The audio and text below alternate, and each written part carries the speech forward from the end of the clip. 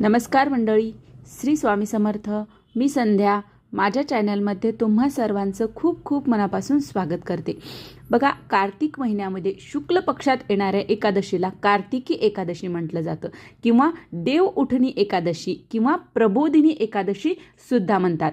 तर हीच एकादशी, या एकादशीची पूजा कशी करायची, या एकादशीला आपण काय करू नये, काय करावे, हे सर्व माहिती आणि एकादशीचे महत्त्व काय आहे, या कार्तिकी एकादशीचे काय महत्त्व आहे, ही सर्व माहिती आज आपण या व्हिडिओमध्ये पाहणार आहोत. त्यामुळे व्हिडिओ अगदी शेवटपर्यंत पहा आणि जर तुम्ही माझ्या चॅनलवरती नवीन असाल तर चॅनलला सबस्क्राईब करा. बघा, वर्षभरामध्ये 24 एकादशी येतात. प्रत्येक महिन्यातील शुक्ल पक्षात एक आणि कृष्ण पक्षात एक, आणि जर समजा अधिक मास असल्यास 2 एकादशी जास्त येतात. तर या सर्वांमध्ये सर्वात महत्त्वाची म्हणजे आषाढी आणि कार्तिकी एकादशी. या 2 एकादशीला अनन्यसाधारण असे महत्त्व आहे. आणि आषाढी एकादशी ही पंढरपूरची आणि कार्तिकी एकादशी ही आळंदीची एकादशी म्हणून ओळखली जाते. बघा, आषाढी एकादशीला संपूर्ण वारकरी आळंदीहून पंढरपूरला जातात आणि कार्तिकी एकादशीला सगळे वारकरी पंढरपूरहून आळंदीला जातात. तर बघा, आषाढी एकादशीला पांडुरंगाचे महात्म्य असते आणि कार्तिकी एकादशीला ज्ञानेश्वर माऊलींचे महात्म्य असते. तर कार्तिकी एकादशीला देव उठणी एकादशी किंवा प्रबोधिनी एकादशी म्हणून सुद्धा ओळखलं जातं. भगवान विष्णूंचे रूप असलेली विठुराया चातुर्मास संपून कार्तिकी एकादशीच्या दिवशी उठतात व पुन्हा या सृष्टीचा कार्यभार स्वीकारतात असे म्हटले जाते. म्हणून यामुळे या दिवशी देव उठणी एकादशीला खूप असं महत्त्व असते. तर बघा, या दिवशी सर्वजण दिवसभर, सर्व वारकरी संप्रदाय सर्वजण या दिवशी दिवसभर उपवास करतात. आता बघा, चातुर्मास व्रताचा हा शेवटचा दिवस मानला जातो. म्हणून कार्तिकी एकादशीला भगवान विष्णूंना बेल वाहिला जातो आणि भगवान शंकरांना तुळशी पत्र वाहिले जाते. बघा, वर्षभरामध्ये कधीही आपण ऐकलं असेल की भगवान विष्णूंना कधी बेल वाहिलेला कधीच नाही, पण फक्त कार्तिकी एकादशीला वाहिला जातो. आणि भगवान शंकरांना आपण कधीही तुळशीपत्र अर्पण करत नाही, पण या दिवशी कार्तिकी एकादशीला भगवान शंकरांना सुद्धा तुळशीपत्र अर्पण केलं जातं. तर बघा, आता ही कार्तिकी एकादशीची पूजा कशी करायची, कधी करायची, तर बघा, 23 नोव्हेंबर 2023 या दिवशी कार्तिकी एकादशी आहे. तर या दिवशी आपल्याला दिवसभर उपवास करायचा आहे. आता बघा, हा उपवास फक्त फळं आणि पाणी पिऊन सुद्धा करतात, पण शक्य नसल्यास आपण फराळाचे उपवासाचे जे काही पदार्थ आहेत ते खाऊन सुद्धा हा उपवास करू शकतो. तर बघा, एकादशीच्या दिवशी तीर्थस्नानाला खूप महत्त्व आहे. शक्य असल्यास तुम्ही तीर्थस्नान करू शकता, पण नाही शक्य तर सकाळी लवकर उठून शुचिर्भूत होऊन आपल्याला भगवान विष्णूंची आपल्याला या दिवशी पूजा करायची आहे. आपल्याला त्यांना तुळशीपत्र अर्पण करायचं आहे. आता म्हणजे भगवान विष्णू म्हणजे आपल्या देवघरामध्ये असलेली विठ्ठल रुक्मिणीची जर मूर्ती असेल तर त्यांची पूजा करू शकता. नसेल तर भगवान आपल्या प्रत्येकाच्या देवघरामध्ये बाळकृष्ण असतो, तुम्ही त्यांची देखील पूजा करू शकता. बघा, आपल्याला दिवसभर आपल्याला उपवास करायचा आहे. रात्री आपल्याला हरिभजन करत आपल्याला जागरण करायचे आहे आणि दुसऱ्या दिवशी म्हणजे द्वादशीला आपल्याला उपवास सोडायचा आहे. या दिवशी श्रीधर नावाने श्री विष्णूंची पूजा केली जाते. दिवसभर या दिवशी आपल्याला देवाच्या समोर तुपाचा दिवा लावायचा आहे. जर आपण अशा प्रकारे देवाचा उपवास केला, त्यांची पूजा केली, तर आपल्याला एकादशी व्रत केल्याचे पुण्य मिळते आणि हे एकादशीचे व्रत केल्यास आपल्या सर्व पापांपासून मुक्ती मिळत असते आणि ऐश्वर्य, आरोग्य, संपदा, धनसंपदा आपल्याला लाभत असते.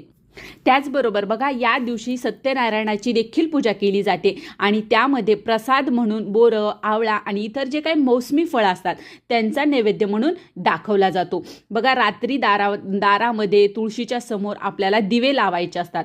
सागरात शयन करत असलेले जे भगवान विष्णू आहेत त्यांना उठवून, ते झोपलेले असतात तर त्यांना उठून त्यांना मंगल कार्य आरंभ करण्याची आपल्याला प्रार्थना करायची असते. भगवान विष्णूंना शंख, घंटा वाजवून या दिवशी सायंकाळच्या वेळेला उठवायचे असते.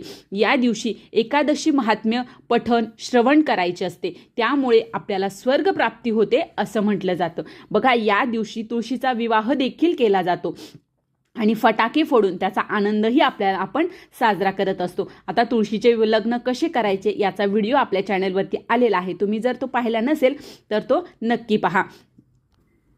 तर बघा, आता ही एक कार्तिकी एकादशी आहे. या दिवशी आपल्याला काही नियमांचे पालनही करायचे असते. यामुळे जर आपण अनावधानाने चुकून आपल्याकडून या गोष्टी घडल्या तर त्याचं पाप आपल्याला लागत असतं, त्याचे दोष लागत असतात.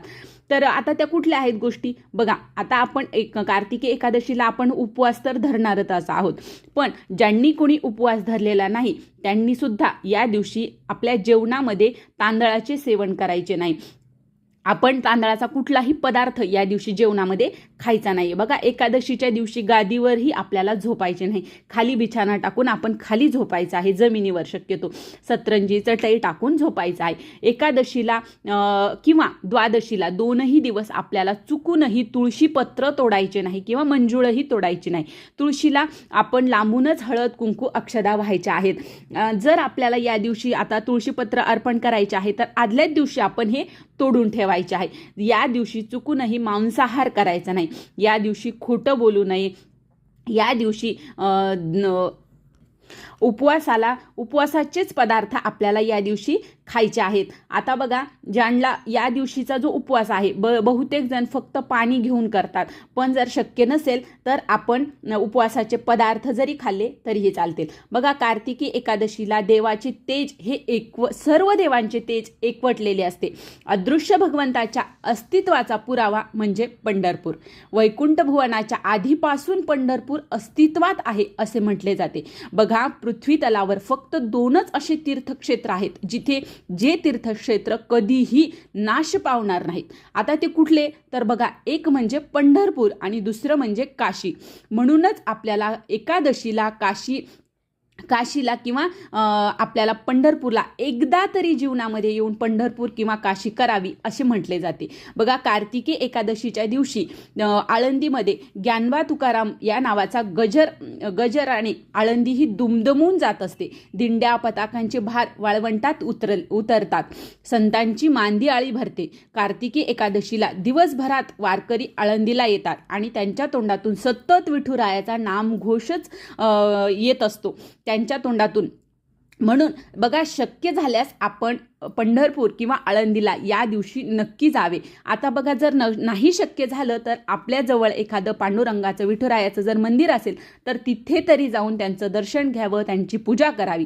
तर ही छोटीशी माहिती होती की एकादशीचे कार्तिकी एकादशीचे महत्त्व काय आहे, महात्म्य काय आहे आणि त्याचबरोबर या दिवशी पूजा कशी करावी, उपवास सेवा काय कराव्या ह्या मला तुमच्यापर्यंत पोहोचवायच्या होत्या. तर कसा वाटला व्हिडिओ नक्की कमेंट करून सांगा. आणि जर हा व्हिडिओ आवडला असेल तर व्हिडिओला लाईक करा, जास्तीत जास्त लोकांपर्यंत हा व्हिडिओ शेअर करा आणि माझ्या चॅनलला सबस्क्राईब करा. श्री स्वामी समर्थ.